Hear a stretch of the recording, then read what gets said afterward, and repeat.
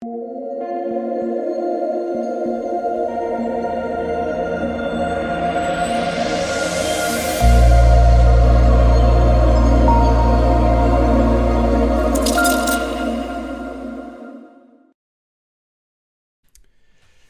what's going on, guys? DK.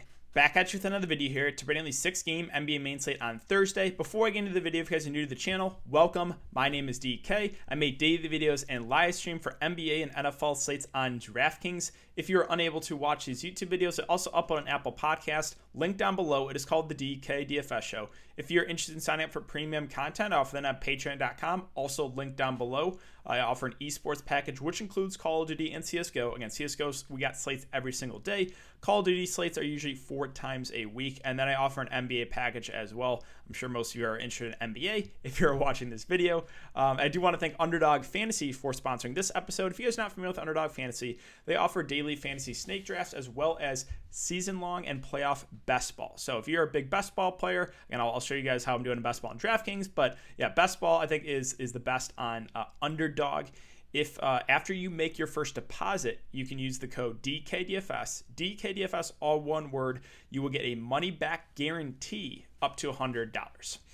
And finally, I just want to thank you guys for the continued support on the live streams. Again, we hit almost 400 concurrent viewers, the videos as well. Cannot thank you guys enough. If you do enjoy this content, if you leave a like button on the video, subscribe to the channel if you haven't already, and hit the notification bell so you know when I upload videos live. Unfortunately, no live stream tomorrow, but if you guys have any questions, let me know in the comment section down below or on Twitter. I will try my best to get back to you.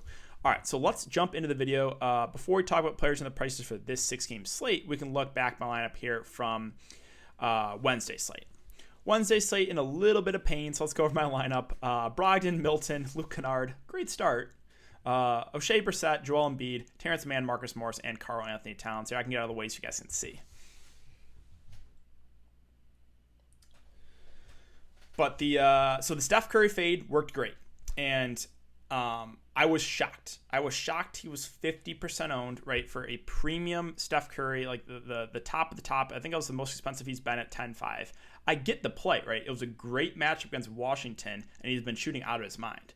But like, he wasn't going to continue to shoot like 60% from the field every single game. And it's the recency bias, right? People saw that he continued, was putting up big games, and they chased it. And yeah, when I saw he was 50% owned again, I was shocked. A couple people asked me who I thought was the biggest fade. I was like, Steph Curry, because I think he's going to be over-owned. And I did not think he'd be anywhere near 50%. But yeah, 50% owned was a huge shock to me. But yeah, let's go over my lineup. So Brogdon was amazing. The Pacers actually ran an 8-man rotation. They had 9 healthy bodies, but only ran 8. Brogdon was not super popular. Went for 61 fancy points, an absolute must. O'Shea Brissett talked about that. Right? He went for 51 fancy points, but again, they had no other bigs. I used Joel Embiid to kind of differentiate myself from the Westbrook Steph Curry chalk. That went well. He went for 68 fancy points. Marcus Morris, just because the Clippers are thin with no Paul George and no Reggie Jackson. And then he used Karl Anthony Towns as a contrarian spend up. And then Luke Kennard is 80% in the hideout. Again, I thought he was pretty clear value. A nice negative 0.5. Pulling a Nick Batum. Literally pulling a Nick Batum on me. And then where I got a tilt, Shake Milton. I knew it too. If you guys are in the Patreon stream, I was like debating on either him. I think it was DeLon Wright. And I was like, you know what? Shake Milton's starting. Like, Steph Curry started at point guard last game. He played 35 minutes. I'm like, I know Shake hasn't been playing well, but he's starting point guard, 4.3K. I think he gets at least like 25, 30 minutes. I'm going to take the shot on Shake. And a lot of people did as well. He was over 30% owned. And he plays so bad, he gets benched. Shoots like 2 of 10, 4 turnovers.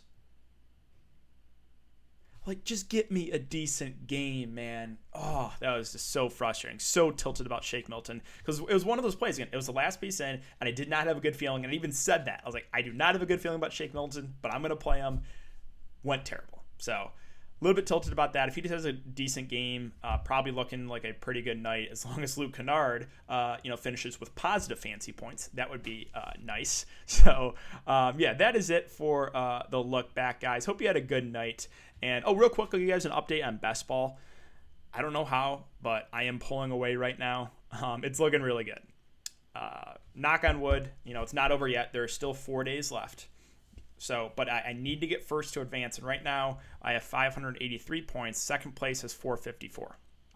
So, yeah, it's looking pretty good. Again, I'll keep you guys updated on how this goes. But if I do advance here, then I go to the finals. So really, really hoping that happens. All right, so that's enough of a recap. Let's go over this 6-game slate. Let's see. Do we have NBA? Do we have any games out right now in Bovada? Let's see. Doesn't look like it right now. Okay. So we'll start with Phoenix and Boston. On the Phoenix side, not necessarily the best matchup. Let me see the minutes tonight, because Phoenix was a team I was kind of just like, wasn't really looking to tonight. But I did see, I think, Paul got some decent run. Hold on, I want to go over this. So, okay. Oh, Jay Crowder only played 13 minutes. So Cam Johnson got extended again. Okay. Yeah, Bridges played 37 minutes. Ayton played 29. Chris Paul played 34, which is, that's good to see. And Booker only played 30. Again, the issue with these Suns guys is still, like, the minutes are not huge on them. Like, I'm really surprised Booker only played 30 minutes. At almost 9K, I just have a hard time getting to him. Again, Paul did play a little bit more. He does have the higher floors as opposed to Devin Booker. I think he's a fair play, but just, like, you're never really going to get the massive minutes from Paul, and, like, it's a back-to-back, so maybe they limit him a little bit here. Again, just a little bit worried there. DeAndre Ayton at 6'5", it's just kind of just like, he's all right. Should play about 30 minutes and just seems priced, again, accordingly. I'm not going to chase the Mikal Bridges game at 4.8. Did Jay Crowder get injured? Is that what happened? Okay, I think I missed it. Suffered a right ankle sprain. Okay, I did miss this. Did not know that. Okay, so Jay Crowder did get injured. Cam Johnson came in. He played 30 minutes. Again, it's not up there yet. It's not updated. But assuming Jay Crowder misses, I think Cam Johnson, if he starts, is a really solid value play. Now, they did also start Dario Saric the game before, but he only played 18 minutes. Let's see. How many minutes did Dario finish with tonight? So Dario played 18. Okay, so I think it's assuming Jay Crowder's out, it's Cam Johnson, Saric. Those are the two value guys we could look to. Both are really cheap. Saric at 3.2, Cam Johnson at 3.5. I think both in play, assuming Jay Crowder does miss.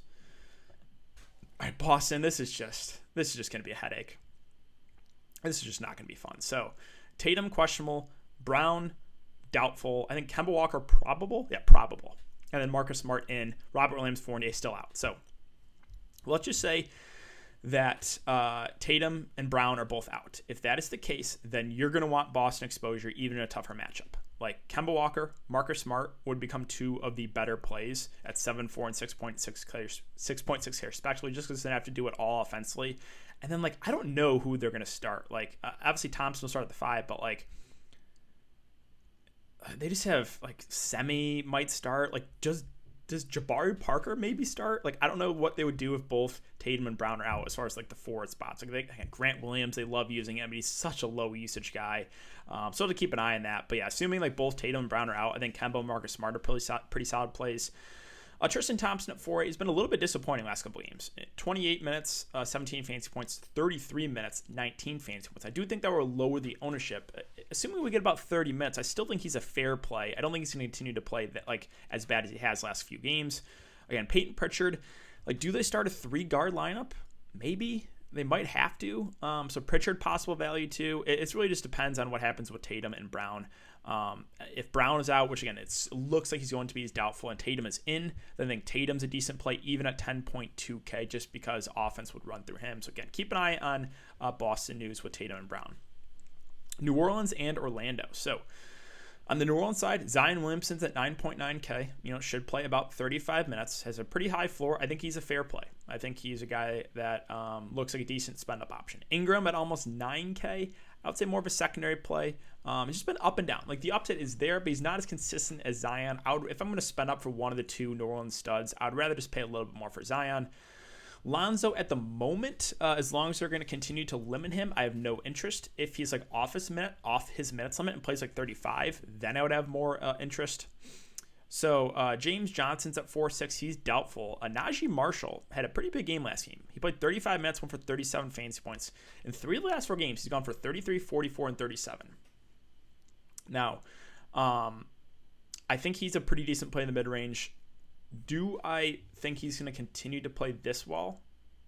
I don't think so, but it's nice too. He's shooting guard, small forward eligible, and that's usually the 2 weakest positions on DraftKings. He's played basically mid-30s minutes in 3 of the last 4 games. And with James Johnson injured, he should play close to that again. So Marshall, I think, is a decent option in the mid-range. I don't think he continues to like at this rate, but I do think he's someone we could go to at that price. Bledsoe at 5'3". He only played 17 minutes the last game. I can't do Eric Bledsoe. And then, Steven Adams at 5.5K. He's been playing about 30 minutes. Has a decently high floor, but doesn't really stand out. On the Magic side, I really dislike this team. You guys know that.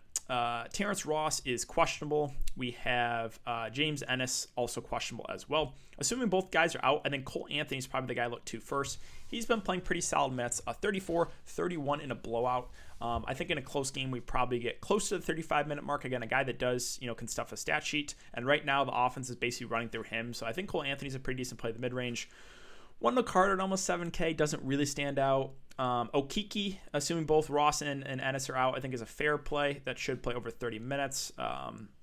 Again, fair option. Doesn't stand out as like amazing play. Mo Bamba at 4.7 is a good point per minute guy. Has been backing up Wendell Carter Jr. I think we get somewhere around 15 to 20 minutes. At this price, it's hard to get to him with confidence, but still a viable tournament play. Dwayne Bacon let me and a lot of others down that last slate. And the reason, again, I don't like playing Dwayne Bacon is he doesn't do a ton of the peripheral stats. Now, again, assuming Ross and Ennis are still out, I do think we get around 30 minutes from Bacon, which does make him in play. But again, be careful, right? The floor is low. I don't really think I can stomach Gary Harris at that price. RJ Hampton at 3.9 has been playing about 20 minutes. Viable. I don't love it. I don't think I can play like a Franks, Hall, or I don't think I can get to anyone else on this Magic team. So really main interest, I think, is Cole Anthony. I think there's some secondary options to go Kiki, assuming both Ross and Ennis are out. I think Bacon as well is in play. Philadelphia and Milwaukee. So right now, Ben Simmons, Tobias Harris missed the game tonight. Embiid played. Embiid smashed at low ownership. Assuming that Ben Simmons and Tobias Harris are out and Embiid plays again, I do like him a good amount. And just because, again, he's such a high usage. So would like Embiid a good amount there.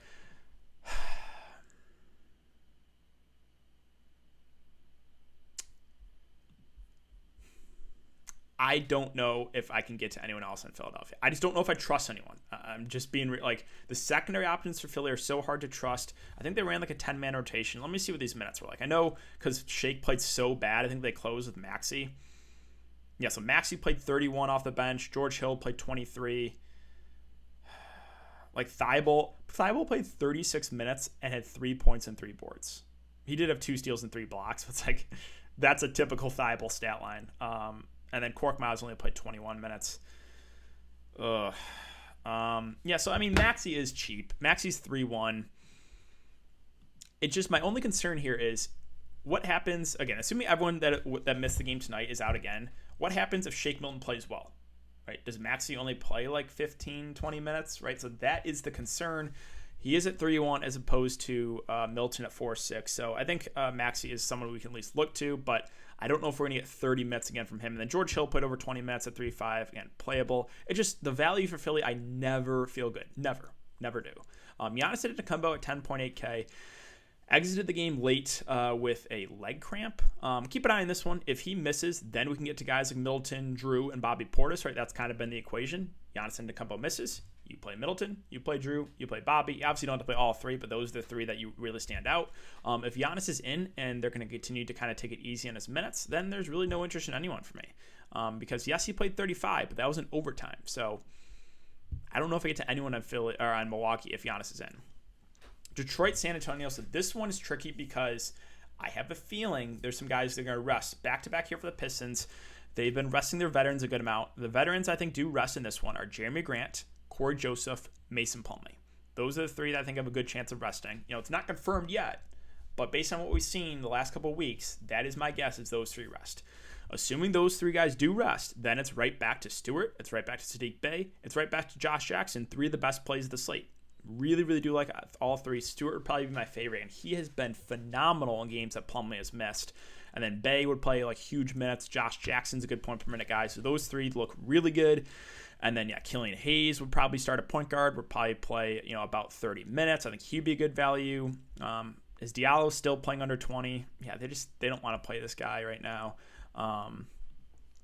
Frank Jackson probably plays mid-20s minutes and would be a fair value too. So, the Pistons are a team I would probably get a good amount of exposure to, assuming Plumlee, Grant, and Corey Joseph do rest in this one. Now, if they don't, if everyone is still in again, then it's just like, yeah, you can look to Grant, you can look to Mason Plumlee, Corey Joseph, but like no one would really stand out. All right, and the San Antonio side, so good matchup here. I think DeMar DeRozan and DeJounte Murray look like pretty solid options. DeRozan, even at this pricing, good matchup, should play about 35 minutes. The one concern is it is a back-to-back, and Greg Popovich is his coach. So keep an eye on this. Maybe a chance he rest. Again, DeJounte Murray does have triple-double upside. Doesn't have as high of a floor, though, as DeRozan, but still has the upside. So those two are really what I'm looking to. With like White and Keldon Johnson, I don't like playing these guys. Jakob Poeltl probably gets about 30 minutes, but doesn't really stand out. And there's not much here for the Spurs when they're fully healthy. Again, it is a back-to-back, so maybe one or two guys rest. Keep an eye on that one. Charlotte and Chicago. So Terry Rozier at 8.4K, I do like. He's just playing massive minutes. He's going to play about 40 minutes. Even with Devontae Graham back, he played 39 minutes. Good matchup. I think Rozier is one of the best plays of the slate. He's being super aggressive on the offensive end with no Hayward, no LaMelo Ball. I really, really like Terry Rozier.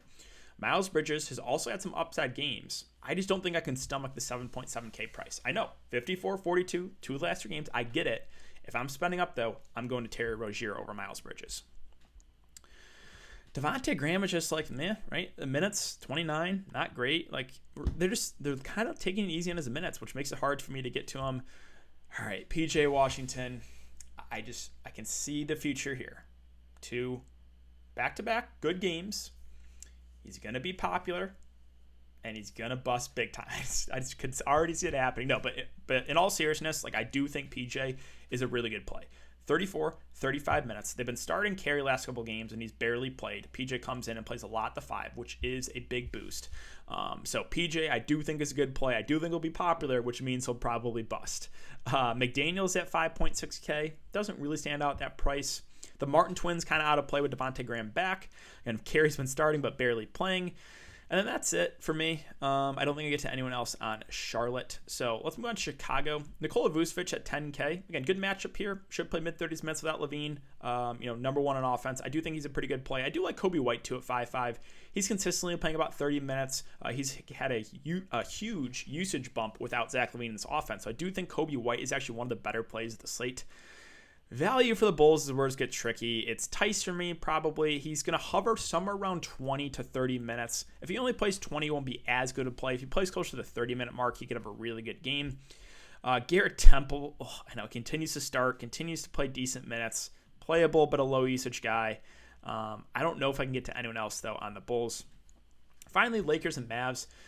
So Anthony Davis is expected to return but play very limited minutes. I think they said 15 minutes. I'm pretty sure they said he's going to start and play 15. Yeah, around 15 minutes. So obviously you can't play Anthony Davis, but that kind of hurts Drummond with AD in the lineup. I still think you can use Drummond for tournaments, but again, such a frustrating player to roster for DFS. And then with AD in for about 15 minutes, it does hurt Schroeder and Kuzma a bit. I still think they're both solid options. Like I do think Schroeder probably plays mid-30s minutes, and probably the same thing with Kuzma, even with AD in. But neither are priority plays for me, and I'm not going to get to Harrell with AD in. There's no way I am ever paying 5.2K for KCP. There's not much else here for the Lakers. And finally, the Dallas Mavericks. So Luka Doncic, Kristaps Porzingis. I think Luka's a pretty safe play at the top. If you can get to him, does have a decently high floor. Porzingis at this price, more of a contrarian play. I don't love it. Kleber did leave the game due to injury. Jalen Brunson's been playing really well for the Mavs. I think he actually is a pretty good value play. I think we get close to 30 minutes. I'm curious to see what he finishes with minutes tonight. But Brunson is a guy that I think we can go to for value. Don't really know if I trust anyone else in the Dallas Mavs for value, but I think it's, again, Brunson plus the 2 guys at the top, more so Luka than Porzingis. And that is going to wrap it up for the video today, guys. So if you have been enjoying the content so far, I would really appreciate if you leave a like button on the video, subscribe to the channel if you haven't already, and hit the notification bell so you know when I upload videos, live. Again, unfortunately, no live stream tomorrow, so if you have any questions, you can leave them in the comment section or hit me up on Twitter. I will do my best to get back to everyone. But yeah, good luck, guys, and I will see you all later.